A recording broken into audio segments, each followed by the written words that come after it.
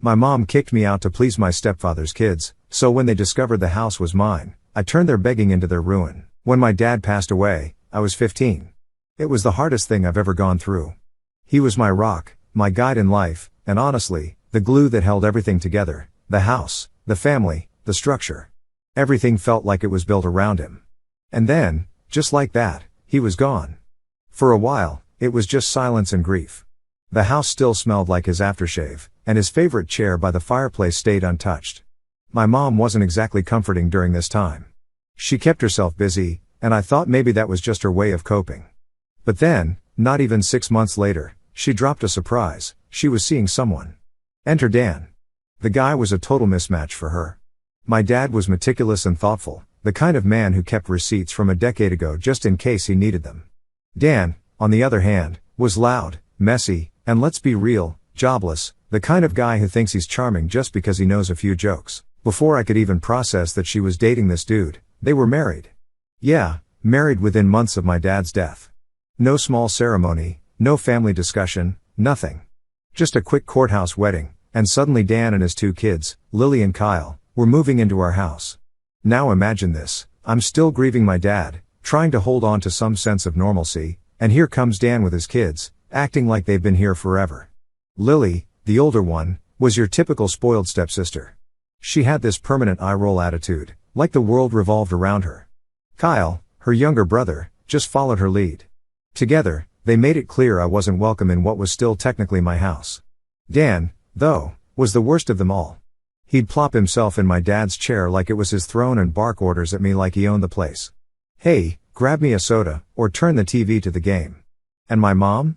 She just let it happen. He's trying to make this a family, she'd say. Right, a family where I was suddenly the outsider. It didn't stop there. Slowly but surely, my dad's presence in the house started disappearing. His tools in the garage? Dan moved them out to make space for his stuff, which, by the way, was mostly junk. My dad's favorite mug? Replaced with Dan's oversized novelty cups.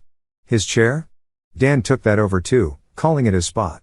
Then came the day I noticed something truly heartbreaking. My dad's wedding photo was gone from the living room mantel. In its place was a photo of my mom and Dan from their rushed wedding. When I confronted her, she brushed it off like it was no big deal. We're making new memories now, she said. I was furious, but what could I do? Lily and Kyle weren't any better. Lily treated the house like her personal palace, leaving her stuff everywhere and blasting music whenever she wanted. Kyle followed suit, making messes and acting like chores didn't exist. They'd take the good snacks, hog the TV, and ignore me completely. And when I finally stood up for myself. You're being selfish, Mom said. They're part of the family now. You need to adjust. Adjust to what? Being pushed aside, feeling like a stranger in my own home? It wasn't long before the tension boiled over.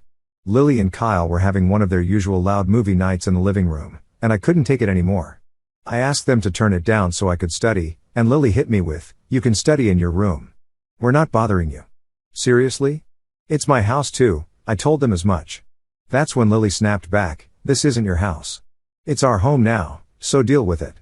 I stormed off and told my mom what happened, thinking she'd at least back me up a little. Instead, she gave me the same tired line about making an effort. When I said I felt like I didn't even belong here anymore, she sighed and said, "Maybe it's best if you stayed with your grandparents for a while." And that was it. Just like that, I was out of my own house. I knew the house wasn't really theirs. It was still legally mine, thanks to my dad's will. They didn't know it yet, but once I turned 21, everything would change. I just had to wait. Moving in with my grandparents was both a relief and a gut check. On one hand, I didn't have to deal with Dan, Lily, or Kyle treating me like an unwanted guest in my own house. On the other, it stung knowing that my mom had basically chosen them over me. My grandparents didn't ask too many questions when I showed up with my bags. They just hugged me, told me I was always welcome, and set me up in the spare room. My grandpa even joked, "Well, at least now someone will appreciate my stories." And honestly, that helped lighten the mood.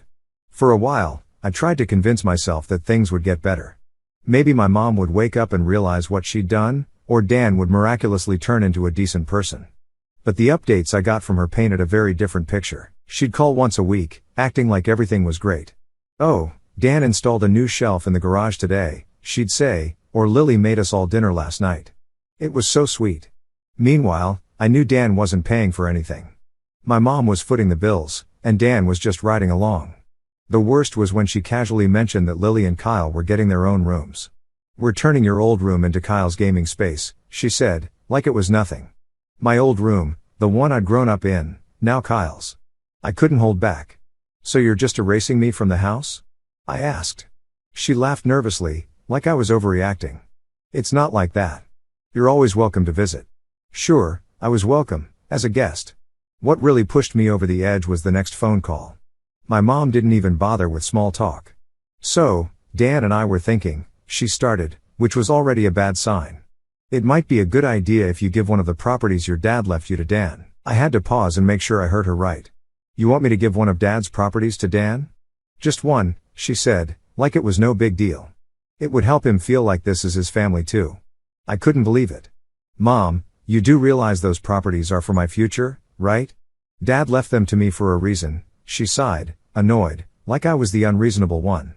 "Dan is trying so hard to make this family work. This could really bring us all closer," I snapped. "Closer? You kicked me out of the house for them, and now you want me to hand over part of Dad's legacy to a guy who hasn't worked a day in his life? No way." She didn't call me selfish outright, but the tone was there. "You need to think about what's best for everyone, not just yourself," she said before hanging up. After that, I stopped answering her calls for a while. Living with my grandparents became my safe zone.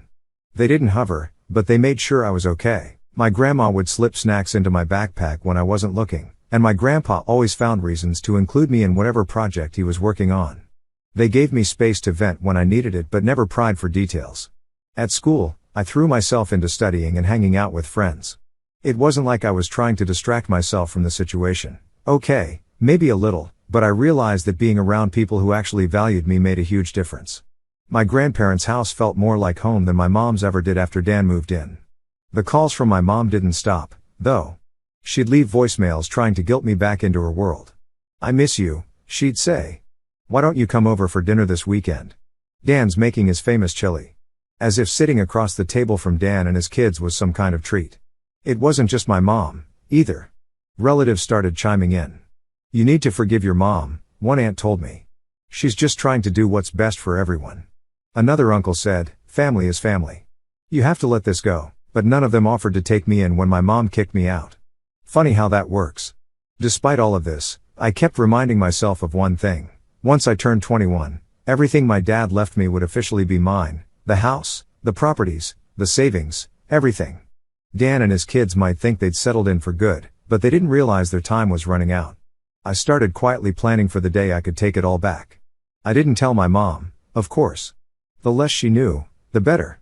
I started researching renovation options for the house and even looked into rental prices in the area. My grandparents noticed but didn't ask too many questions. "You're planning ahead," my grandpa said one evening, nodding approvingly. "Your dad would be proud of that." That simple comment hit me harder than I expected. My dad had planned everything so carefully to make sure I had a future, and I wasn't going to let anyone, including Dan, take that away. For now, I played the waiting game. Mom and Dan were living it up in my dad's house, thinking they had all the time in the world. But in the back of my mind, I knew the clock was ticking, and when the time came, they'd have to face reality. When my 21st birthday finally came around, I didn't throw a big party or anything. There wasn't time for that. This was the day I'd been waiting for since I left my mom's house. Everything my dad left behind was officially mine now. No more waiting, no more playing nice, and no more watching Dan and his kids live rent-free in what was supposed to be my future. I started by calling my mom to let her know my plans. Honestly, I wasn't expecting much from the conversation, but I wanted to at least give her a heads up. "Hey, Mom," I said, trying to keep things civil. "I just wanted to let you know I've decided to renovate the house." There was silence on the other end for a few seconds before she said, "What do you mean, renovate?" "I mean I'm getting the house ready to rent out. It's officially mine now, so I'm moving forward with the plans I've been making." She didn't even try to hide her annoyance. "This is our home. How can you just kick us out?" I almost laughed. "You mean my home? The one you kicked me out of years ago so Dan and his kids could take over?" "Don't be dramatic," she shot back. "You're always welcome here. This isn't about that. It's about family.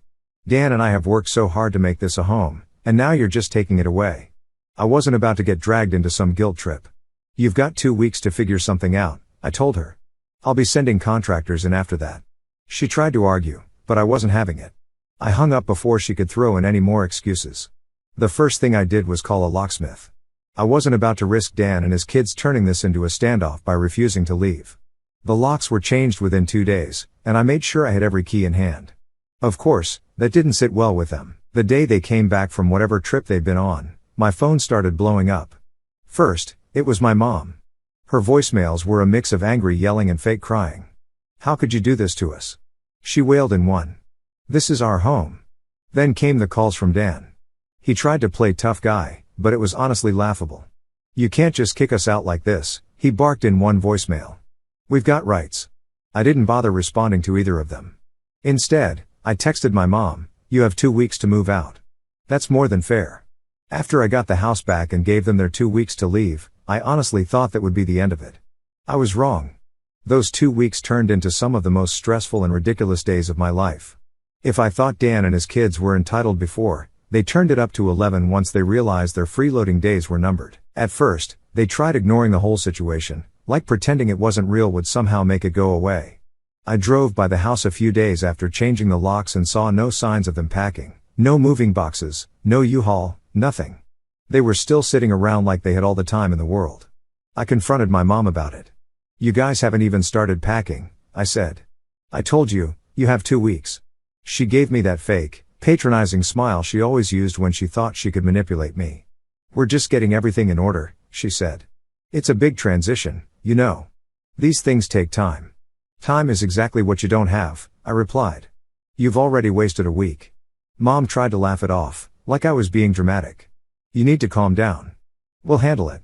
But they weren't handling anything, and I wasn't going to sit around waiting for them to drag this out.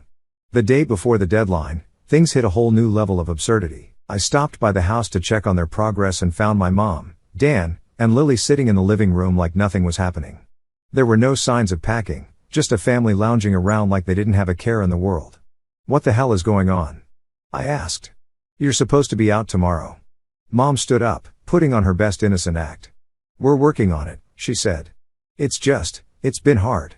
Lily's pregnancy has been difficult, and Dan's been stressed. We just need a little more time."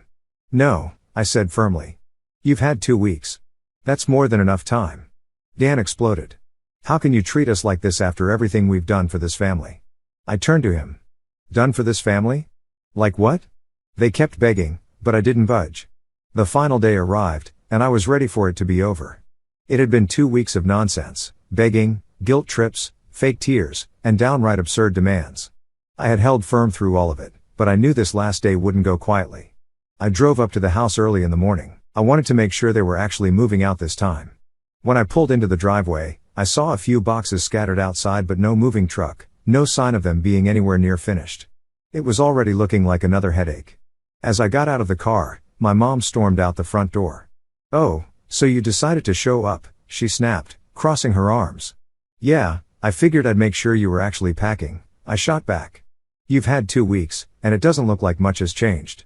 She rolled her eyes and waved a hand toward the house. "We're working on it, okay? Moving is hard. You wouldn't understand." I stepped up onto the porch, trying to keep my cool. "What's hard to understand? I even gave you that much time when I didn't have to. You're just dragging this out because you think I'll cave." Before she could respond, Dan came out, looking like he was ready for a fight. "What's your problem, kid?" he barked, standing a little too close for comfort. "We've got nowhere to go, and you're over here acting like a big shot. You think this makes you a man, throwing your family out?" I crossed my arms and stared him down. "First of all, let's get something straight, you're not my family. Second, you've had plenty of time to figure this out. If you're still here when the movers arrive, that's on you." Dan's face turned red, and I could tell he was trying to intimidate me. "You know your dad would be ashamed of you right now," he said through gritted teeth. That one stung, but I wasn't about to let him see it. "Nice try, Dan, but my dad's the reason you're even standing in this house right now. Don't talk about him like you knew him." By this point, Lily came out, her arms crossed over her belly. "I can't believe you're doing this," she said, her voice trembling. "How can you be so heartless?" I sighed. "Lily, I've already told you I'm sorry for your situation, but it's not my responsibility. If you had spent less time sitting around and more time packing, maybe you wouldn't be in this position right now." Mom stepped forward, clearly ready to play referee. "You're tearing this family apart," she shouted. "Is that what you want?" To destroy everything your father built?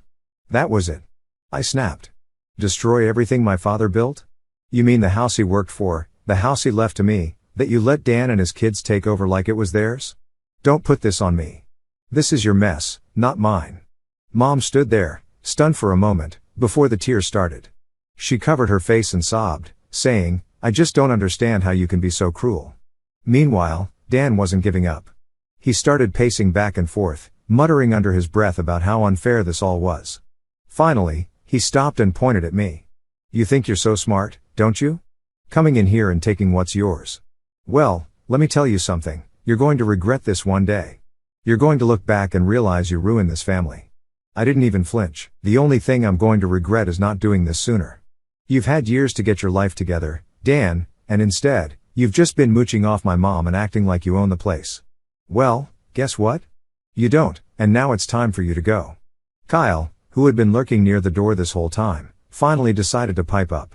This is so unfair, he whined. We've done nothing but treat this place like home, and now you're just kicking us out. Exactly, I said. This isn't your home. It's mine. And if you don't want to be out on the street, I suggest you stop whining and start packing. By noon, the movers I had scheduled showed up. I'd warned them ahead of time that there might be some complications, so they came ready to work.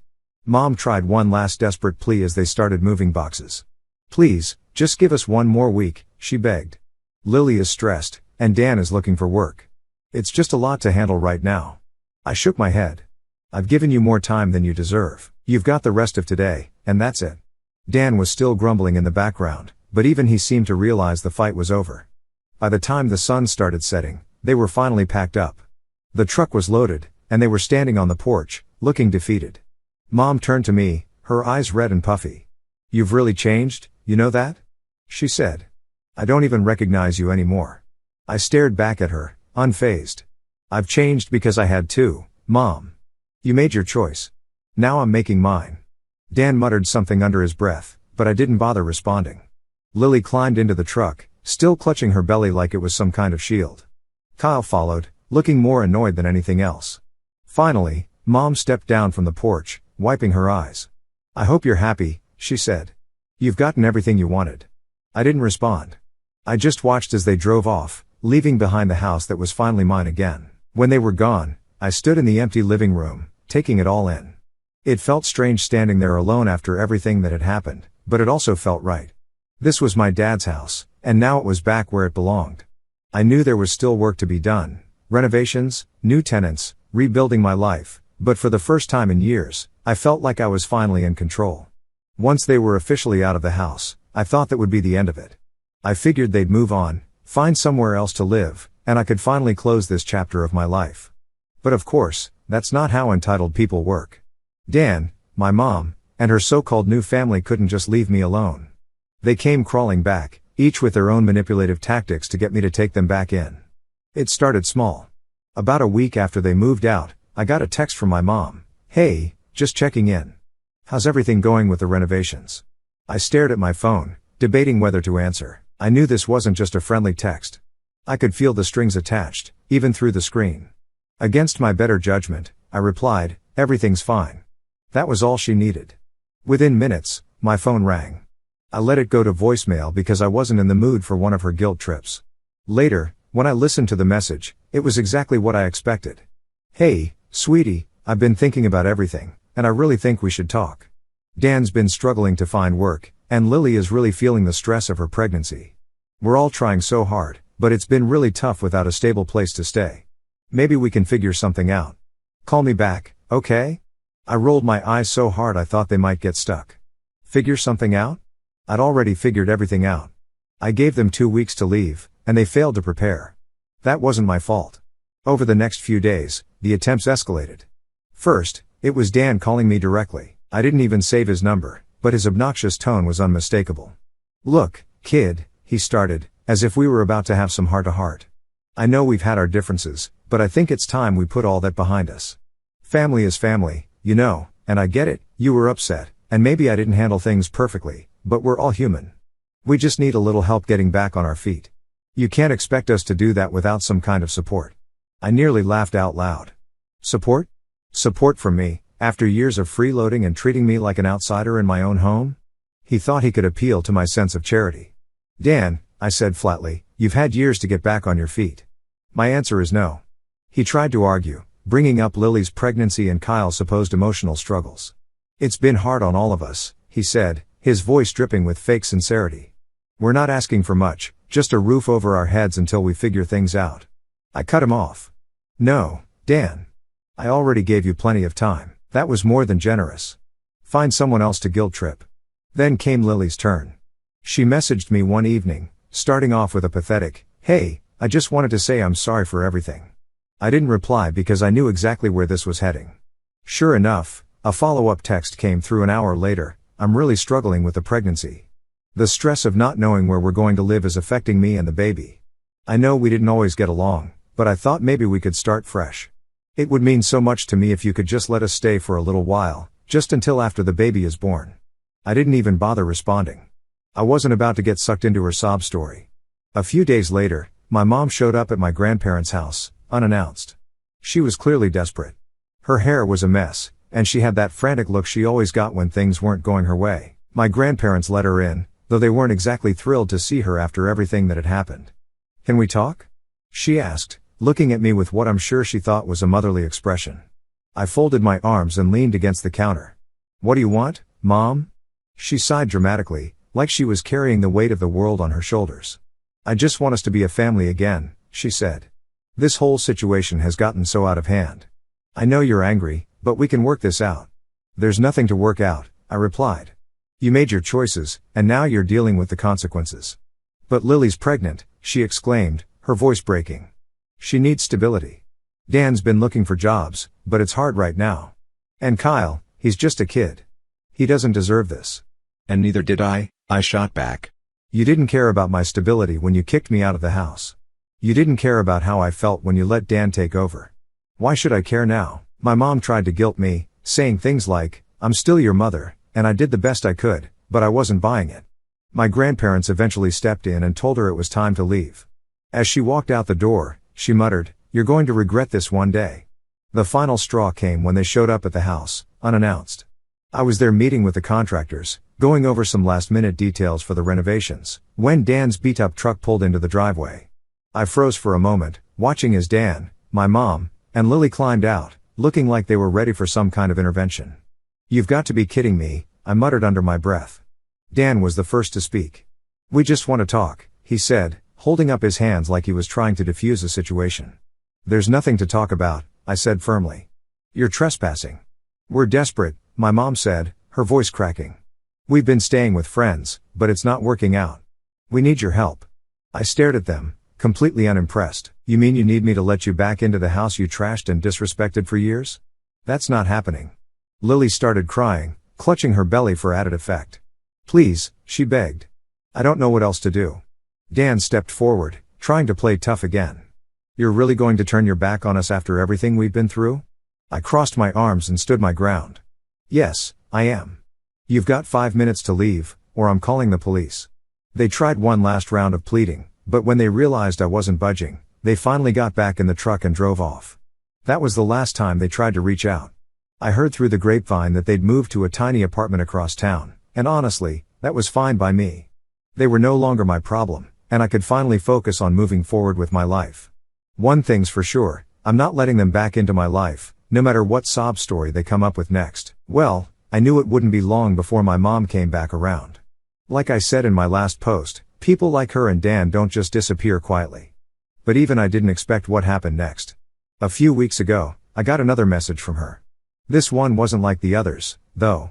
There was no guilt trip, no manipulation, no desperate pleas to let them back into the house. It was short and to the point. "Can we talk? I owe you an apology." At first, I didn't respond. I mean, what was there to say? An apology now? It felt pointless. But then I figured, what the hell, I was curious. We met at a coffee shop near my grandparents' place. I kept it public because I didn't want it turning into a scene. When I walked in, she looked different, tired, worn down, not the confident, smug version of my mom I'd grown used to. She started talking before I even sat down. "I need to apologize," she said, "for everything." I didn't say anything, just nodded for her to keep going. She took a deep breath and continued. I made a lot of mistakes, and I didn't see it until now. Dan. He's not who I thought he was. Apparently, things had gone south for her and Dan after they moved out. Without the house, the stability, and the free ride, Dan had shown his true colors. According to her, he'd become angry, controlling, and completely different from the man she thought she married. He treated me well when we were in the house, she said, her voice shaking. But once it was gone, once I didn't have anything else to offer, he changed. He blamed me for everything, for losing the house, for not finding him a job, for Lily's pregnancy stress. He yelled at me constantly, made me feel like everything was my fault. She paused for a moment, then added, I'm filing for divorce. I wasn't surprised. I mean, Dan was always a leech. The only reason he was ever nice to her was because he was benefiting from the situation. Once that was gone, so was his facade. After spilling all of that, she looked at me, her eyes full of tears. I should have seen it sooner. I should have listened to you. But I was so caught up in trying to build this new life that I didn't realize what I was giving up. I lost you, and I don't blame you for hating me. I leaned back in my chair, letting her words sink in. I could see the regret on her face, and honestly, part of me wanted to feel sorry for her. But the other part, the part that remembered being pushed out of my own home, wasn't ready to forgive so easily. I don't hate you, I said finally, but you made your choices, Mom. You chose Dan and his kids over me. You let them treat me like I didn't matter. And now, years later, you're coming to me because things didn't work out with him? Do you really expect me to just forget everything that happened? She started crying, which only made me more uncomfortable. I'm not asking you to forget, she said. I want a chance to make things right. I know I can't undo the past, but I want to fix our relationship. I thought about it for a long time. I could tell she was genuinely sorry, but an apology doesn't erase years of hurt. I appreciate the apology, I said, but I'm not ready to let you back into my life. You've burned too many bridges, and I'm still working on rebuilding my own future. I don't have the energy to deal with everything that comes with fixing this. She looked devastated but nodded. I understand, she said softly. Before she left, she brought up the house. I know you're renting it out now, but if you ever decide to live there again, just know I'd love to visit someday. Maybe things can be different. I shook my head. The house isn't for us anymore, Mom. It's for me to build my future. That's what Dad left it for, and that's what I'm going to use it for. She nodded again, her shoulders slumped, and left without another word. Since then, I haven't heard much from her. She sends the occasional text, but I haven't responded. Honestly, I'm not sure if I will. I don't hate her, but I also don't trust her. The damage she did isn't something that can be undone with a few tears and an apology. As for the house, the renovations are officially done, and the tenants are moving in next week. It's beautiful now, a far cry from the chaotic mess it was when Dan and his family were there. Every time I walk through it, I feel like I'm honoring my dad's legacy in the best way possible. If my mom is genuinely working on herself, good for her. But I've learned to protect my peace and prioritize my future. Letting her back into my life, into my house, isn't part of that plan. I guess the lesson here is that some apologies come too late. You can forgive someone without giving them the power to hurt you again, and that's exactly what I'm doing, moving forward, one step at a time, and leaving the past where it belongs.